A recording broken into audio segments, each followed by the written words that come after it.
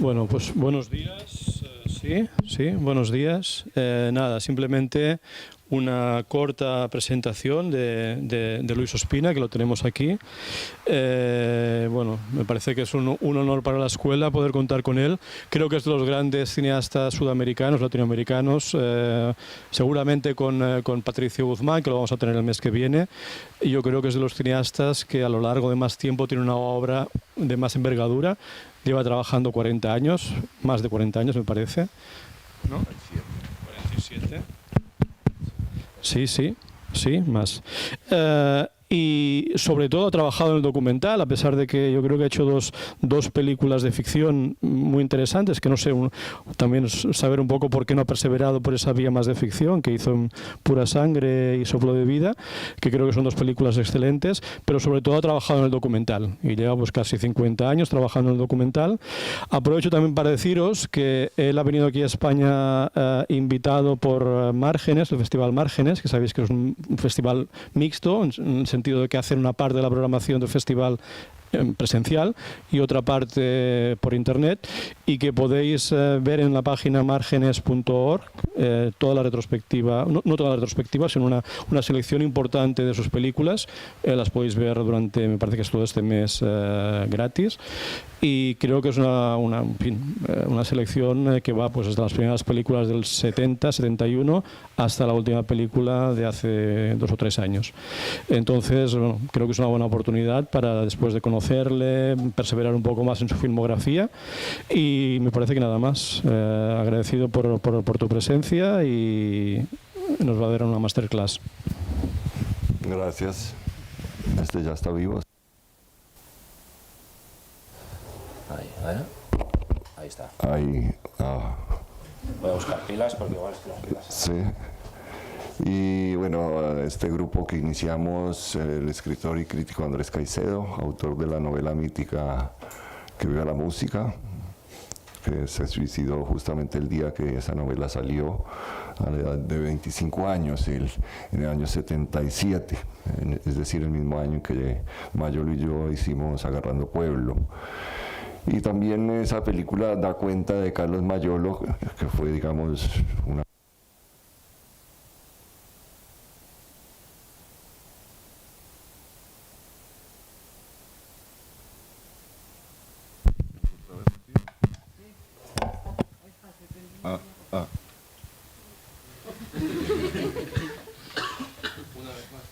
Voy a hablar ahora del cine mudo, entonces, bueno. Entonces, sí, es una película que hace un recuento de esos 20 años muy intensos, donde no solo nos dedicamos a la crítica del cine, sino también al cineclubismo, y comenzamos a producir películas de una manera constante durante 20 años, como grupo, ¿no? Porque si bien Caicedo, de Mayolo y yo éramos como la triada fundacional del grupo de Cali, hubo todo un equipo de gente alrededor de nosotros que era interdisciplinario, es decir, había fotógrafos, artistas plásticos, músicos, fotógrafos, gestores culturales, en fin.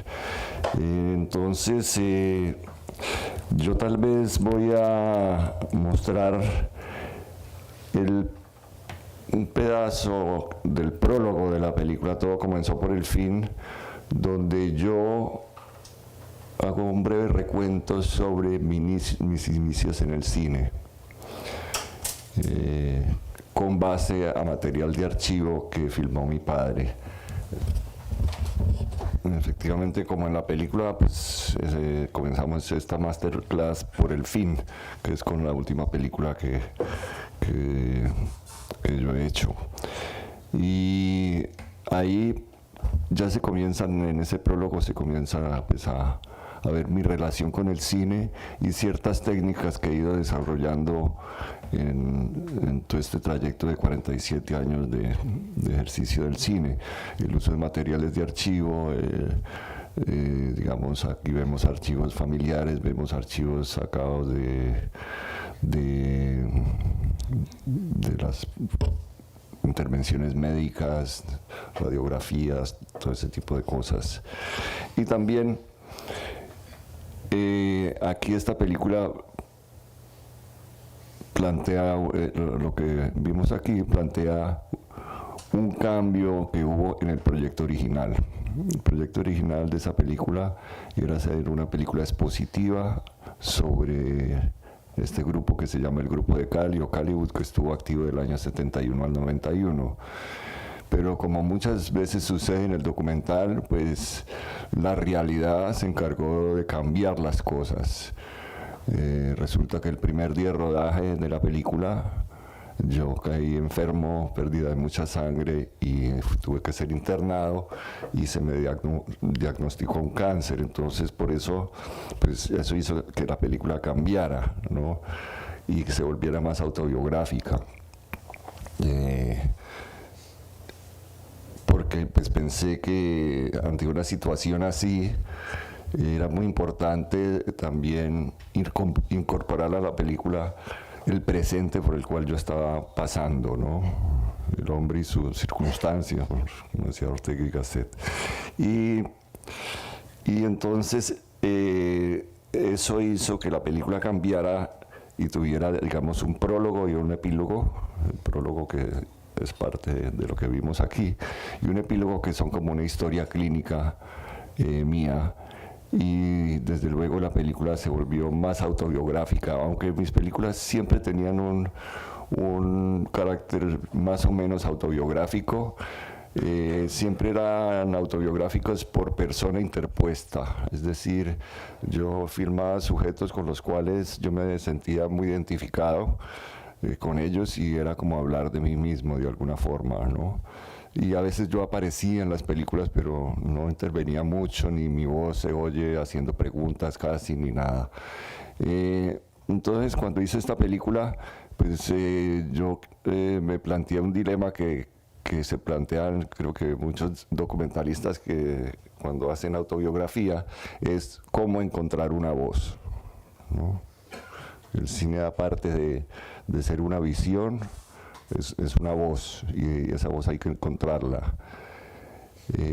A mí mi voz no me gusta, entonces dije, ¿cómo voy a suplir eso? ¿Cómo voy a introducir el documental sin el recurso de mi voz? Y por eso recurrí a usar intertítulos en esa película familiar, y los escribí de tal manera que fueran escritos como si fueran escritos por un niño, ¿no? Cosas tan sencillas. Esta era mi casa, este era yo, esta era mi mamá, mi papá hacía esto, muy sencillo. Y de ahí en adelante sí ya uso mi voz, pero no como una voz en off, sino pues yo actuando, interactuando con la cámara. La película, de todas mis películas documentales que he hecho, ninguna ha tenido una voz en off de un narrador omnisciente, siempre han sido sin necesidad de un narrador. Entonces, eso, y ahí pues también cuento sobre mis inicios en el cine, que fue a través de mi padre y también de ir al cine con mis hermanos, y de cierto tipo de películas a las que estuve expuesto en la niñez. Esto pues me llevó a que también cuento ahí a tratar de hacer una película a los 14 años, que solo muestro unas imágenes ahí, una película que, como digo allí, la tengo guardada en la Cinemateca del Olvido, porque realmente es una cosa muy precaria y no vale la pena exponerla mucho. Pero digamos, sí, hubo un momento en mi vida en que yo, después de tener una adolescencia muy cinéfila y una infancia muy cinéfila, pues me planteé la situación de que lo que yo quería hacer en la vida era hacer cine. Entonces me fui a California, a la Universidad del Sur de California, un año, que como ustedes saben, pues ahí surgieron figuras importantes del cine americano de los años 60, como George Lucas, ¿no?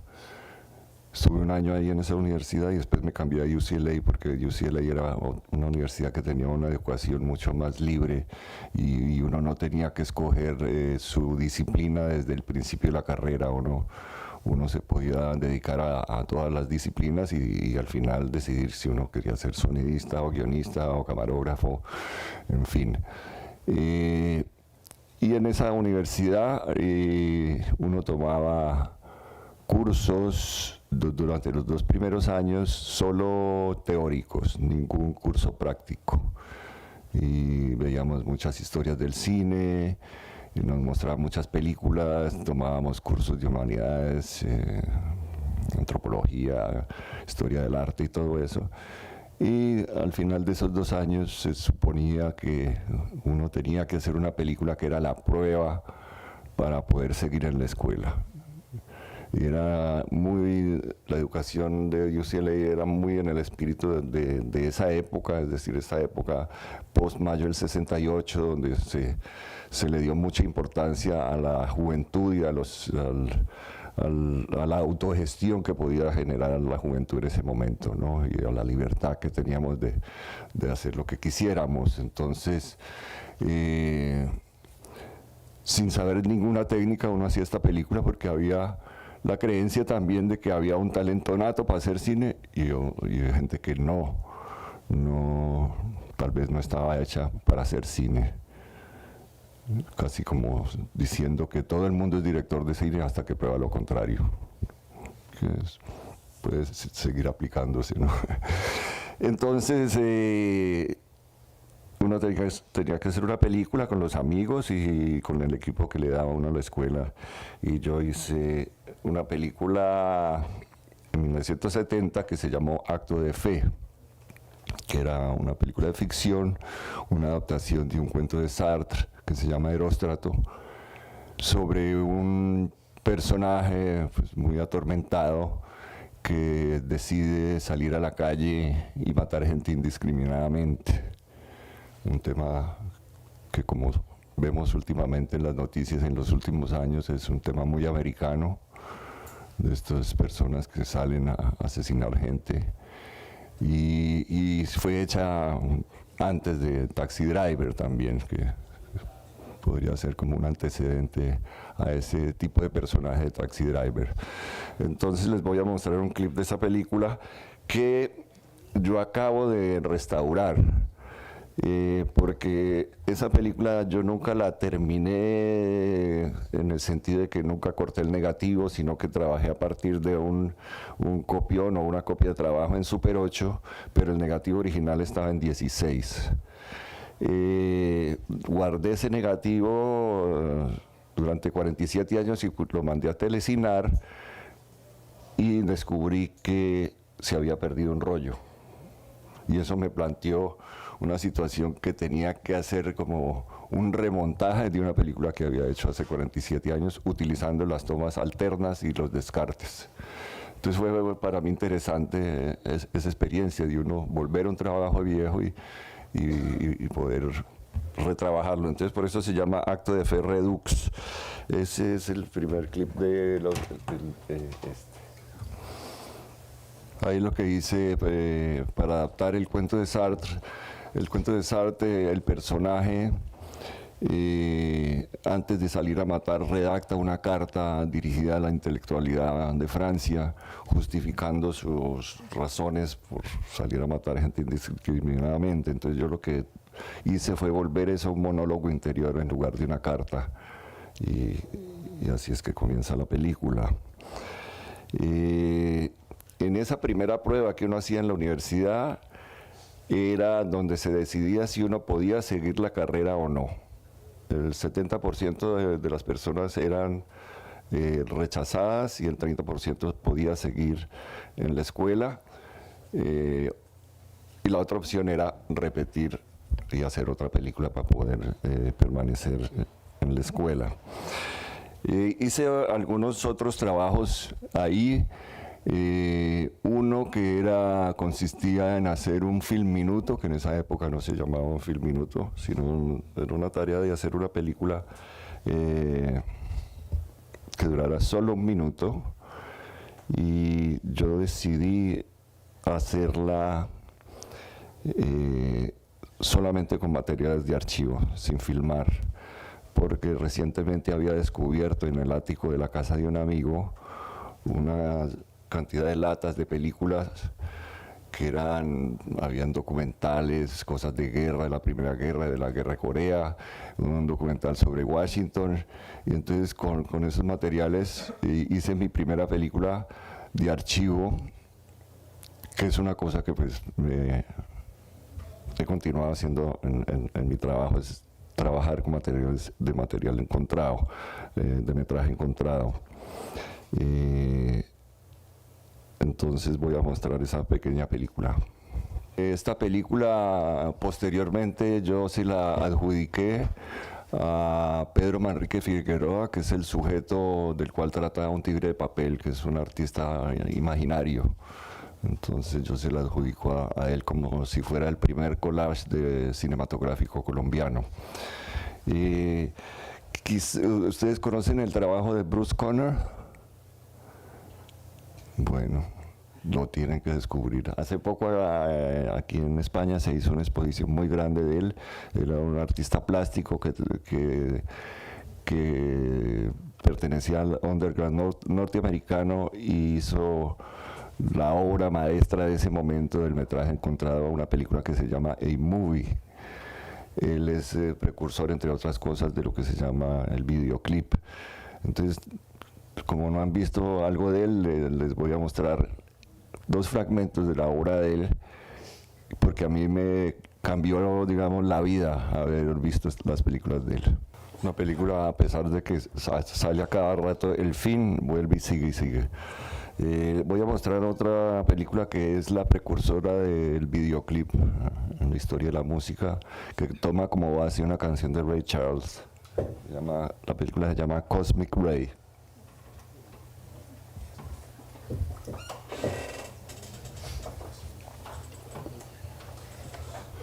Este es un recurso que yo he utilizado en varias películas, que es usar las colas o los líderes que tenían las películas como parte integral de la película. La materialidad de la película y todo eso.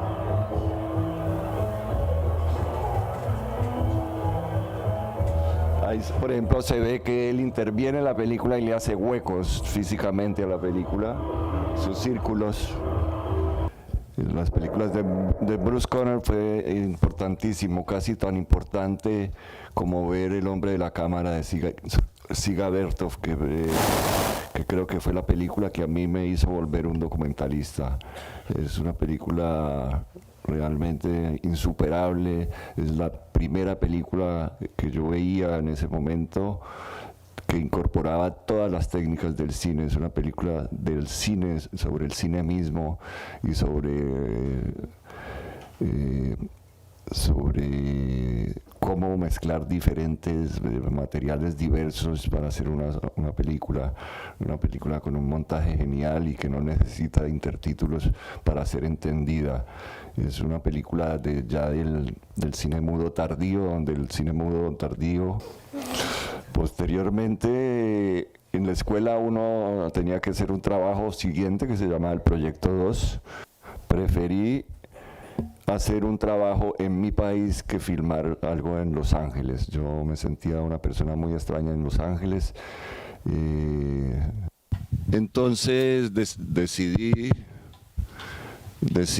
volver a mi país y hacer una película en codirección con Carlos Mayolo, que fue una persona muy importante en mi vida, con el cual yo codirigí varias películas, entre ellas Agarrando Pueblo. Y el pretexto para hacer la película era la realización de estos Juegos Panamericanos en la ciudad de Cali. Que ahí comienza una obsesión en mi trabajo con el tema de la ciudad, ¿no?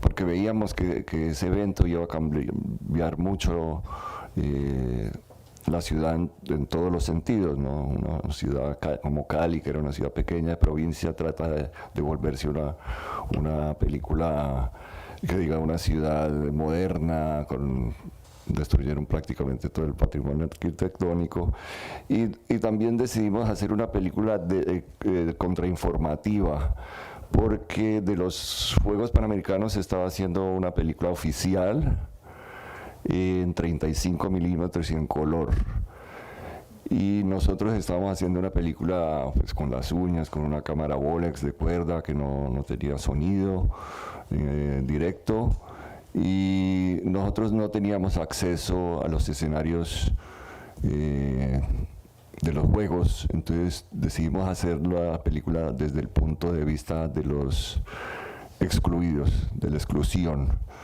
Esta película se inscribe un poco dentro de un cine de denuncia que estaba, digamos, muy en boga en ese momento en Latinoamérica, que habían diferentes vertientes de cine de denuncia. Estaba por un lado el grupo del Tercer Cine en Argentina, Solanas y Getino, estaban otros grupos como Gente en Colombia, estaba también teorías como el cine imperfecto de Cuba, en fin, había diferentes corrientes de cine de denuncia. Posteriormente, ya cuando habíamos fundado la revista de cine y nos habíamos vuelto críticos de cine, decidimos hacer crítica de cine, pues pensamos, Mayolo y yo, que se podía hacer crítica de cine con el cine mismo. Y fue cuando hicimos Agarrando Pueblo, que ya fue una película que hice ya fuera de la escuela y de una forma muy independiente. La financiamos con contribuciones de amigos y de cinéfilos, y entonces decidimos hacer esta película sobre el cine. Entonces aquí ya se van viendo en estos clips que yo he mostrado ciertas obsesiones o leitmotivs que hay en mi trabajo. Por un lado pues está las películas sobre el cine, o sea, el cine como tema. También está el cuestionamiento de las imágenes, también está la obsesión por la memoria, por el uso de materiales de archivo, y desde luego pues el tema de la muerte, que está muy presente en esa escena de Todo comenzó por el fin. Entonces hicimos Agarrando Pueblo, que algunos de ustedes han visto, y esa es una película que yo monté en París, porque en ese momento sentí la necesidad de ir a París, porque sentía que tenía mucho cine que ver y que no lo había podido ver ni en Estados Unidos ni en Colombia, y pues París era para el cinéfilo el paraíso, ¿no? Y entonces el día del estreno de esta película publicamos un manifiesto que se llama ¿Qué es la pornomiseria?, que pueden encontrar el facsímil en internet fácilmente. Entonces vamos a ver un fragmento de Agarrando Pueblo, del principio de la película, que después explico un poquito sobre cómo se hizo esa película y esa parte específicamente. Obviamente, al ver estas imágenes, se nota que la película es una provocación, ¿no? Y se provocaron escenas como estas, pero la película gradualmente se vuelve una película de ficción, y después al final se vuelve una película enteramente documental, porque se entrevista al actor principal de la película. Es una película que va como en círculo, comienza muy documental, pasa por la ficción y llega de nuevo al documental. ¿Por qué la pornomiseria? En esa época, que eran los años 60 y 70, que fue cuando se hizo la película, había una gran demanda de la televisión europea, sobre todo, y de los festivales de cine europeos, por películas que trataran de la miseria, ¿no? Y pues muchas personas se lucraron con la miseria ajena, y hubo muchos cineastas que pienso que eran éticamente cuestionables sus motivos, y que iban detrás era del dinero. Entonces nosotros decidimos hacer una denuncia, ¿no? O sea, el carácter de nuestros cines en ese momento era ir contra la corriente, la contrainformación, contra una película, esta película como el antídoto a un tipo de cine que considerábamos abyecto. Y entonces llamamos pornomiseria este fenómeno, que creo que nosotros lo inventamos. ¿Por qué? Porque en estas películas miserabilistas se utilizaba la miseria como una mercancía, así como en el cine porno el sexo se utiliza como una mercancía. Entonces, por eso pues, sacamos ese breve texto, que es de menos de una página, explicando nuestros motivos, digamos, dentro del contexto nacional y dentro del contexto internacional para hacer esta película. La película la hicimos intuitivamente, no creyendo, pues, en esa época no se hablaba de falso documental realmente. Falso documental, se comenzó a hablar de falso documental más bien a partir de los años 80. Nosotros simplemente dijimos, pues vamos a hacer una película de ficción que simula ser un documental. Como un falso making of, que en esa época tampoco se usaba la palabra making of. Y dentro del cine latinoamericano no se había visto el falso documental. Claro que el falso documental sí tiene sus raíces en el cine propiamente, y sobre todo en Orson Welles, ¿no? El principio del Ciudadano Kane, que todos ustedes han visto, desde luego. Es un falso noticiero sobre John Foster Kane, donde Orson Welles utiliza todos los recursos de un noticiero para hacer un recuento de la vida de este millonario, falseando imágenes, recurriendo pues, a estas voces de noticiero. Pero eso ya tenía una raíz anterior en el mismo Orson Welles, que era la adaptación radiofónica que él hizo de La Guerra de los Mundos, cuando él hizo esta transmisión que era dentro de un programa de radio. Se interrumpió el programa de radio y anunciaban que había pasado algo insólito, que los marcianos habían llegado a New Jersey. Esto causó un impacto grandísimo y un escándalo, y Orson Welles tuvo que después explicarse y pedir excusas por eso, ¿no? Voy a mostrarles un fragmento más largo de esa película, donde todos los diálogos sí son escritos, ¿no? Y donde se da como el clímax de la película, y ese es el 13. En esta primera película, esta fue la primera vez que trabajamos con actores no profesionales. En el caso de este señor, él realmente vivía en ese rancho y estaba haciendo su propio papel. De hecho, en una película anterior, que ya vimos un fragmento, Oiga Vea, la de los Juegos Panamericanos, él sale en una pequeña escena. Entonces, en esa escena, cuando estábamos filmando en esa escena donde él sale, gritó como que agarrando pueblo. Y yo le pregunté, ¿y eso qué quiere decir? ¿Por qué dice eso? Y entonces él me dijo que mucha gente iba a barrios marginales como él a filmarlos, y que nunca se sabía qué destino tenía esas películas, que venían era a robarle la imagen a ellos. Los vampirizaban, porque pues el cine tiene esa tendencia un poco a vampirizar el sujeto, ¿no? A volver objeto el sujeto. Y cuando escribimos el guión de esta película, pues pensamos en él, y fuimos a buscarlo y efectivamente lo encontramos en el mismo lugar que vivía y le pedimos que hiciera el papel. Y lo hizo muy bien. Mayolo tampoco era un actor profesional, él improvisaba mucho de sus diálogos y él sabía cómo hacer de un director de cine porque él era un director de cine.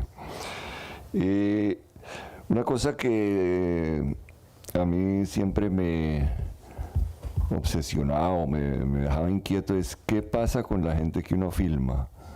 Porque a veces uno filma y se va y nunca vuelve a ver a estas personas, ni vuelve a tener un contacto, y esto le pasa pues a muchos cineastas, a unos cineastas de ficción, por ejemplo, que, para mencionar solo un ejemplo, Kubrick descubrió a McDowell, Malcolm McDowell, para hacer La Naranja Mecánica, y estableció una relación muy como paternal con él, fue muy cercano a él durante el rodaje, y una vez terminado el rodaje nunca lo volvió a determinar ni a ver. Esto es muy usual, y Malcolm McDowell siempre resintió esto de parte de Kubrick. Entonces, 10 años después de esta película, yo iba por la calle y me encontré que un personaje secundario de esta de Agarrando Pueblo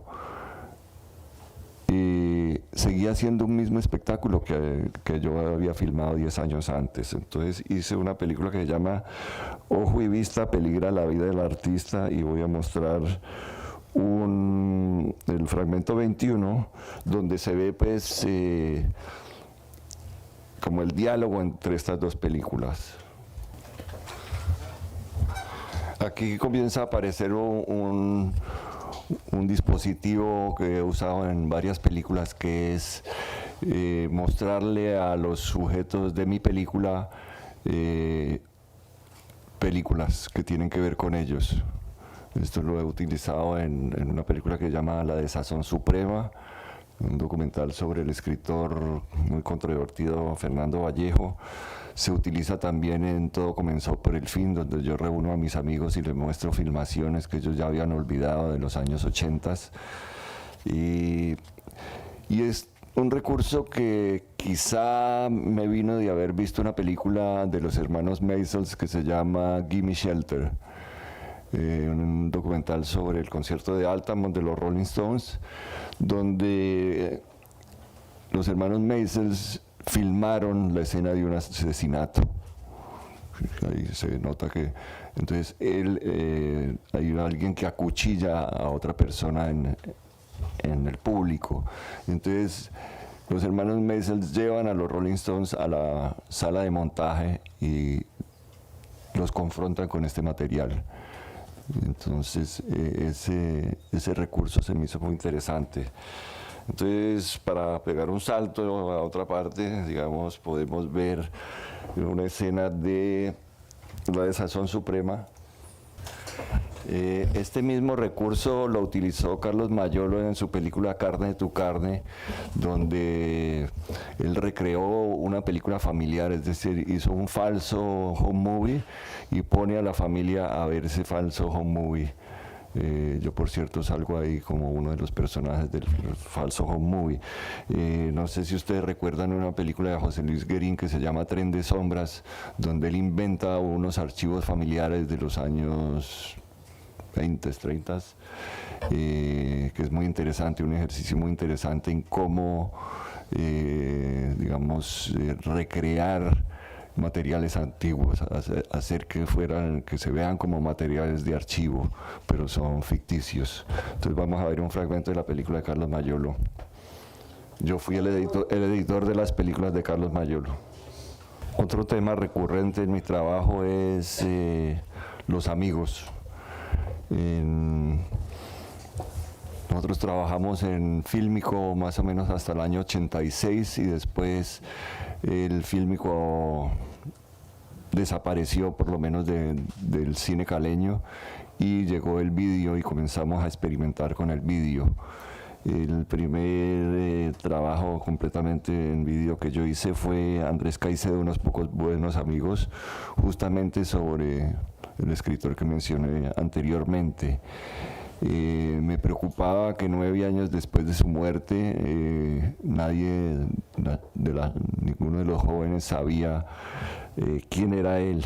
Y entonces yo, digamos, durante todos estos años he sido como la persona que ha estado encargado de publicar su obra, que casi toda su obra fue inédita. Cuando él murió, él solo había publicado unos cuentos y algunas críticas de cine. Y justamente cuando se suicidó, pues salió su novela Que viva la música, que es una novela que ahora se van leyendo de generación en generación, y él se ha vuelto un mito en sí mismo. Esto lo exploro también en mi película Todo comenzó por el fin, que también es una película sobre la amistad y la cinefilia. Entonces voy a mostrar el preámbulo de esa película de Andrés Caicedo, que es el 17. Esta vez ya trabajando en otro medio que era nuevo para mí, que es el vídeo. Yo he hecho varios retratos de otros artistas. Hice una película sobre el escritor Fernando Vallejo, que es uno de los más grandes escritores que tiene Colombia, muy controvertido, muy políticamente incorrecto, pero un gran escritor. Él fue un escritor que casi no se supo nada de él, escribió muy en silencio, comenzó a publicar a los 40 años y es un escritor autobiográfico, y solo cuando se hizo la película La Virgen de los Sicarios y se publicó el libro, que se volvió un bestseller, es que él salió a la luz pública y se volvió un personaje mediático. La película de La Virgen de los Sicarios causó mucha controversia, entonces voy a mostrar un fragmento sobre este escándalo. Es el 31 de la desazón suprema. Retrato incesante de Fernando Vallejo. Aquí es un ejemplo de digamos, cómo el documental puede manipular los materiales. Yo lo único que tenía de esta entrevista era una grabación hecha por el radio que grabó una amiga. Entonces no sabía cómo poner, digamos, esto con imágenes. Entonces encontré que en el material había un plano de él que se para a contestar el teléfono, va al teléfono y está de espaldas. Y filmé unas escenas en una emisora de radio, como si él fuera la que está transmitiendo, y se ven las agujitas estas y la cinta andando. Y bueno, filmé los fragmentos que hay del texto del periodista y un inserto que hay del periodista de otro programa de televisión. También encontré un plano donde él colgaba el teléfono y se reía, que correspondía a una escena diferente. Pero ¿cuántas personas, por ejemplo, aquí se dieron cuenta que la camisa con que él contesta el teléfono es diferente que cuando él cuelga? ¿No?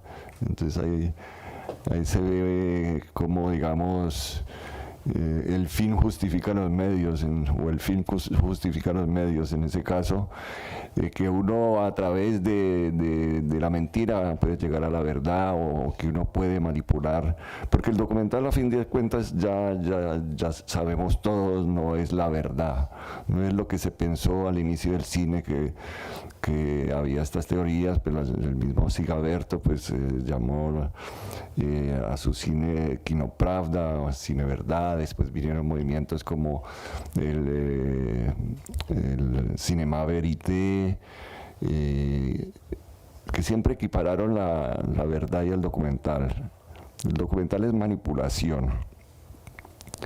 Por eso, para mí, la mejor definición que se dio de documental fue la que hizo John Grierson, un inglés, en 1936, que fue el primero en usar la palabra documental para referirse a una película, cuando él vio Moana de Flaherty, que había hecho pues antes el primer documental, entre comillas, pues digamos, de la historia, que también tiene mucho de manipulación. Y él definió el documental como la interpretación creativa de la realidad. Entonces, en esa frase fundacional yo creo que está implícito ya que el documental es manipulación, porque al decir la interpretación creativa de la realidad, pues eso quiere decir que pasa por un tamiz que es la interpretación que hace el cineasta al escoger qué filma, qué deja dentro del cuadro, qué deja fuera del cuadro, qué sonido deja para la escena o qué sonido quita, o cómo monta un plano detrás de otro para resignificarlo y darle otro significado, ¿no? Entonces, ese es un tema que me ha obsesionado mucho y lo exploté sobre todo en la película Un tigre de papel, donde jugué con todos estos recursos o dispositivos que tiene el documental tradicional y los pongo en cuestión, porque en el documental existen como ciertos códigos, ¿no? Por ejemplo, en un documental a veces se pone en el extremo de allá y se pone a veces la fecha o el lugar donde se filmó esa escena, se pone un letrero aquí abajo identificando la persona y de pronto debajo de ese nombre sale la ocupación de esa persona, a veces se pone una fecha también, y todas estas cosas las aceptamos como si fueran verdad, pero en esta película yo comienzo a subvertir eso, a mentir con esas cosas que se consideran pues verdades escritas, ¿no? Y vamos a ver si vemos un fragmento donde se ve cómo yo manipulo eso. Por ejemplo, les voy a mostrar una escena que es la 42, donde van a ver que arriba dice Odessa, paremos ahí, Odessa, Ucrania, y identificó al señor como, creo que de apellido Grushenko, que fue un nombre que... Sí. Mikhail Grushenko, Grushenko es el nombre de un personaje de Woody Allen, entonces yo le di ese apellido. Y puse que era un barman, y realmente él no está filmado en Odessa, Ucrania, sino en el barrio ruso de Nueva York, y lo que él está diciendo en ruso no corresponde a los subtítulos que estamos viendo. Hasta ahora solo ha habido 2 personas que hablan ruso en las proyecciones de la película y me han hecho el reclamo. Entonces veamos ese desde el principio, donde logramos sincronizar los subtítulos de manera que creyera uno que él está diciendo eso. Ya nos queda poco tiempo, entonces voy a buscar, digamos, momentos de intimidad que yo puedo lograr a veces con mis sujetos. Por ejemplo, la película de Fernando Vallejo fue muy particular en el sentido de que él odia el cine y sobre todo el documental, dice que es el género más limosnero que hay, y yo lo llamé y le dije que yo quería hacer un documental sobre él. Y entonces él me dijo, pues si eso es lo que quieres, Luis, ven aquí a vivir a mi casa. Y yo me fui solo con una cámara, sin sonidista, sin nada, sin usar una luz, y viví 20 días y podía filmar en cualquier momento a él. Además, él es un poco cegatón y no se daba cuenta si estaba prendido el bombillito o no de la cámara, o yo lo tapaba a veces. Y él es un gran admirador de los animales, así como odia a la humanidad, quiere mucho a los perros. Entonces capté este momento que se me hace muy tierno, porque me interesaba mostrar que una persona, digamos, con tanta rabia y tan provocador y tan duro como puede ser su discurso, tiene otro lado. Y yo en el documental traté de mostrar eso, que detrás de un provocador siempre pues hay un actor o otra personalidad que está ahí, que puede ser muy tierna. Entonces vamos a ver este pedazo que es el 32.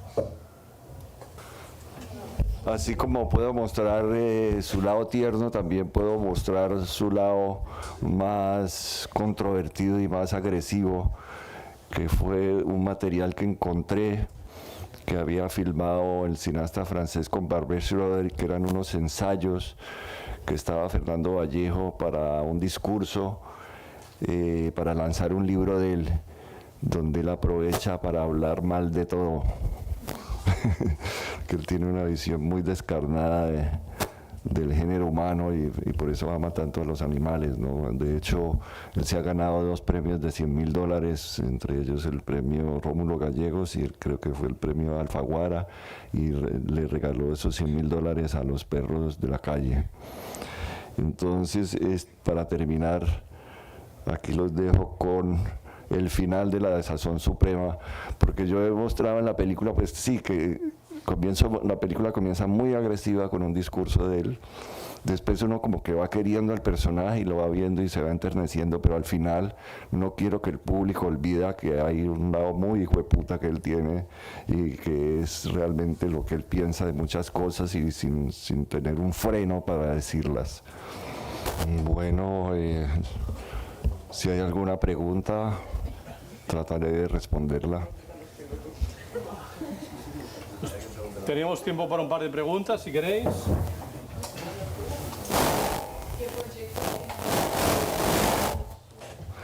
¿Qué proyectos tengo? Cada vez que me preguntan eso me pongo muy nervioso y se me pone la mente en blanco. Porque después de hacer Todo comenzó por el fin, que voy a hacer aquí un aviso publicitario, pasa el domingo en Zoomsave, para los que no la han visto. Fue una película para mí muy agotadora, donde estuve al borde de la muerte, fueron 5 años, una película autobiográfica y es difícil después de una película donde uno ha puesto tanto de su vida y pensar en otra cosa. Estoy como en un periodo que estoy buscando otras cosas o de pronto otra forma de expresarme en el cine, o siempre con las imágenes y los sonidos, no sé todavía. Además es mala suerte hablar de los proyectos porque de golpe no salen. Yo sí que te preguntaría, Sí. has hecho 2 películas más, digamos, de ficción. Sí. ¿Esa vía la abandonaste? ¿No te convenció? Porque las películas fueron polémicas, sobre todo Pura Sangre, Sí. pero es una película muy potente. Y las 2 experiencias que yo tuve con la ficción fueron muy amargas para mí personalmente. Pura Sangre, cuando salió, fue muy mal recibida, las críticas fueron muy agresivas, pero con el tiempo la película se ha vuelto como una película de culto y entre los jóvenes circula mucho y ahora se restauró y se está viendo mucho. Pero eso tardó pues 30 y pico de años, ¿no? Ese proceso. Y económicamente siempre me iba mal porque las películas fueron un fracaso en la taquilla, entonces yo personalmente perdí dinero en ambas películas. Con Soplo de Vida también pasó lo mismo. Entonces yo ya decidí apartarme completamente de la ficción porque cuando terminé, por ejemplo, Soplo de Vida, terminé tomando antidepresivos y fue muy difícil asimilar ese golpe y además perdí mucho dinero. Decidí que esa no era lo que yo quería hacer. Me decepciona la ficción, por un lado, porque siempre que hago ficción siento que estoy calcando un guión para ponerlo en escena. Que lo contrario es cuando uno hace un documental. En documental yo siempre trabajo sin un guión y encuentro la película. En la ficción siempre siento que lo que estaba escrito es mejor que lo que yo pueda interpretarlo con imágenes. Hay una especie de frustración con eso. También es que se demora uno mucho tiempo buscando el dinero para hacer una película de ficción. No se puede pasar 5 o 7 años tocando puertas, fondos y cosas. Y por otro lado, no me gusta la estructura jerárquica que tiene la ficción, ¿no? que es uno con 60 personas a su cargo, todos esperando a que a uno se le ocurra la gran idea para filmar. No me siento bien mandando a tanta gente, lo siento como si fuera una operación militar la ficción. Entonces, prefiero el azar que me lo da el documental. Para la ficción se necesita mucho control y una personalidad como de militar que yo no tengo. Yo soy más como anárquico y prefiero hacer películas con el dinero que hay y he sentido una libertad muy grande con las últimas películas que he hecho, porque prácticamente son películas unipersonales, tanto la de Sazón Suprema como Un Tigre de Papel. Yo desempeñé todos los papeles, todos los roles, era sonidista, camarógrafo. No era yo camarógrafo nunca, pero decidí usar la cámara siempre con la exposición automática y el foco automático y no usar luces. Y eso me da una libertad grandísima. Lo único que necesito es un ordenador y un operador de video, y con eso hago las películas. Y no necesito 60 personas y tantos millones de pesos o de euros o lo que sea para decir lo que pienso. Es obvio que ha trabajado de cerca tanto con amigos como con desconocidos, descubriéndolos. ¿Usted ha sentido diferencia durante ese proceso en cada caso? Sí, me ha pasado que con los sujetos que casi no conozco, hoy no mostré un fragmento de una película que quiero mucho, que se llama Nuestra Película, que está ahí en lo que se puede ver de Márgenes online, que es una película que hice sobre un pintor de 36 años que cuando estaba pues muriendo, muy enfermo de SIDA y ya ciego, me llamó para que hiciera una película sobre sus últimos días, y fue una película muy dura de hacer, ¿no? Y me di cuenta que había una gran similitud entre él y yo. Entonces, en un periodo muy corto y muy intenso de nuestras vidas nos volvimos muy amigos. Igualmente me pasó con Fernando Vallejo, porque yo no lo conocía mucho a él realmente, hasta que me metí a su casa. Lo conocía por la imagen que uno se hace de un escritor. Uno siempre se hace en la imagen del escritor, y yo me imaginaba que este tipo iba a ser un monstruo como el que sale al final de la película diciendo cosas horribles todo el tiempo, pero él tiene otro lado como muy tierno, ¿no? Y he quedado muy amigo de él, ¿no? Muy amigo de él. Me interesa mucho esa relación que hay a través de las películas con la gente. Es muy gratificante eso. Siento que no los he utilizado o vampirizado.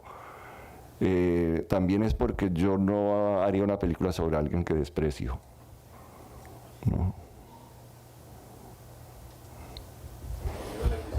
¿Sientes que fue necesario encontrarte con tu grupo de amigos de cierta forma y creciste, o de otra forma sientes que tu denuncia llegó a algún modo hacia las personas? Porque dijiste que querías hacer un cine de denuncia en ese momento con el grupo de Cali y todos ellos. No sé, ¿sientes que creciste? Sí, porque cuando comenzamos a hacer estas películas de denuncia y eso, eran muy coyunturales, pienso yo, y realmente lo que encontré haciendo cine fue crear una amistad muy fuerte con un grupo, ¿no? Me gusta una frase que tiene por ahí Jonas Mekas, que dice que la verdadera historia del cine no está escrita, simplemente es un grupo de amigos que se reúnen para hacer lo que les gusta.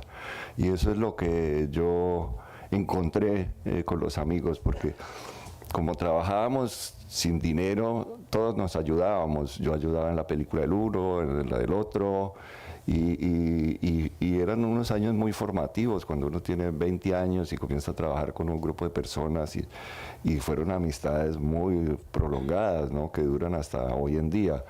Eso se ve en la película Todo comenzó por el fin, donde yo trato de reunir en mi casa a todas esas personas que fueron muy importantes en este grupo, sobre todo en los años 70 y 80, y seguimos siendo como amigos, como si nos viéramos todos los días, ¿no?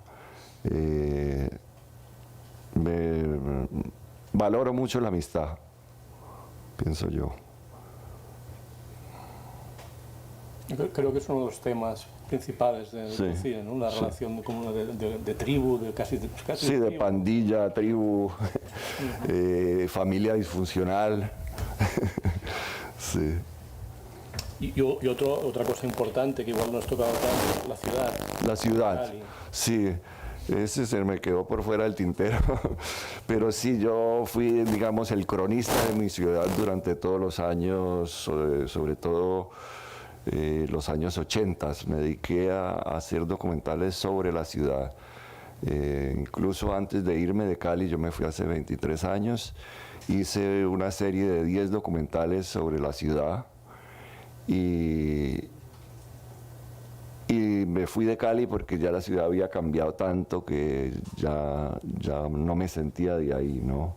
Porque en mis películas se ve que hay una relación de amor y odio con la ciudad, porque la ciudad fue cambiando demasiado, digamos, para mal en mi sentido, en mi opinión, por diversas cosas, por los Juegos Panamericanos, que destruyó pues el patrimonio arquitectónico. Después vino el fenómeno del narcotráfico, que destruyó o construyó otra arquitectura que se llama narcoarquitectura, y otros conceptos pues del dinero, incluso de la belleza y de las cirugías estéticas y de esta ostentación.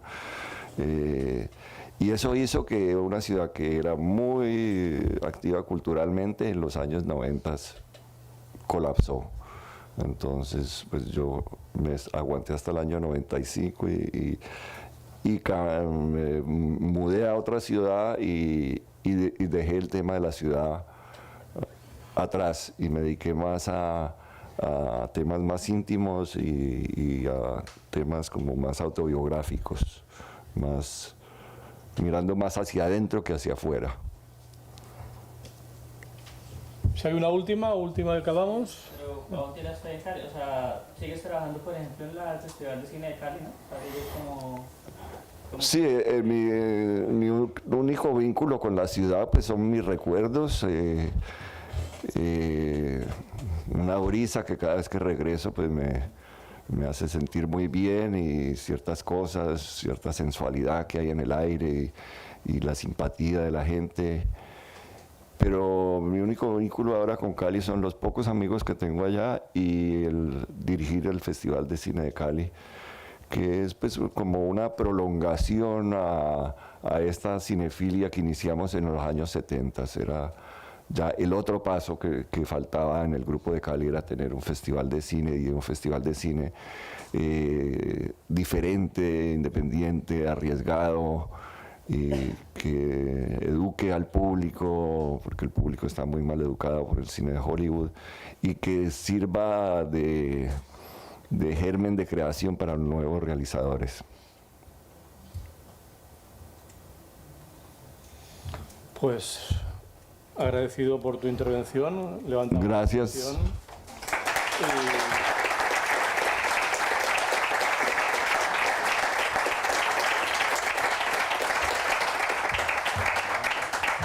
Aparte de este pase que he anunciado en Sunset, de la última película, Todo comenzó por el fin, eso, que podéis ver varias películas suyas en márgenes.org, que es una página muy recomendable para ver cine español, para ver cine latinoamericano, independiente, y en este momento podéis ver muchas películas online, gratuitas, y creo que es un gran regalo. Sí, ahí en Márgenes hay 20 películas mías gratis, y en mi página web, que es www.luisospina.com, hay muchísimas de fácil acceso, y las que les pide contraseña, la contraseña siempre es la misma, que es en minúsculas Poncho 49.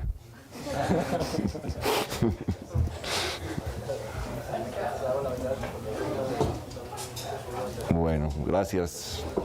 Gracias. No, hombre. Es un recorrido por todo tu cine, tu vida.